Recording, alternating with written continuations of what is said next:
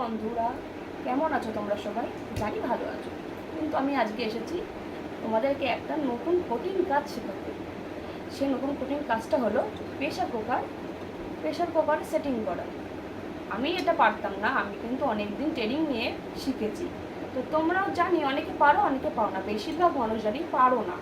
তো আজকে আমি কিভাবে সেটিং করতে হয় সেটা শেখাবো। শিখে গেলে তোমরা ব্যবহার করতে পারবে, আর যদি না শিখতে পারো তাহলে তো তোমরা কেউ ব্যবহার করতে পারবে না।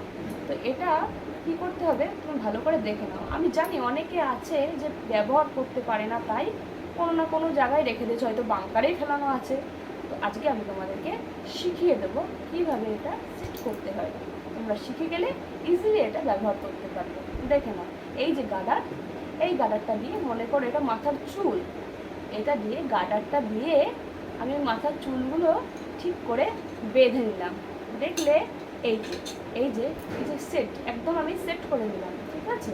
এই যে ক্যাপ আছে একটা, এই যে এখানে একটা ক্যাপ আছে, এই ক্যাপটা ঠিকঠাক করে এই যে সেট করে নিলাম। দেখেছো এটা কেমন টাইট হয়ে গেছে। এবার কি করব, এই যে প্রেশার কুকারটা কিন্তু খালি আছে, কিচ্ছু নেই এটার ভিতরে। এবার আমি কি করব, এটা বসিয়ে দেবো ভেতরে, ভালো করে নিয়ে আস্তে করে বসিয়ে দেবো। বসিয়ে দেওয়ার পরে এটা ঠিক করে সেট করে এই যে একটা ডান্টি আছে, এটা আমি এর ভিতরে লাগিয়ে দেব। লাগিয়ে দিলে সেট হয়ে গেল আমাদের প্রেশার কুকার। এবার তুমি ইজিলি যে কোনো কিছু এর ভিতরে দিয়ে সেদ্ধ করে নিতে পারো। দেখো কতটা ইজিলি কাজ, সেটা তোমরা অনেকে জানো না।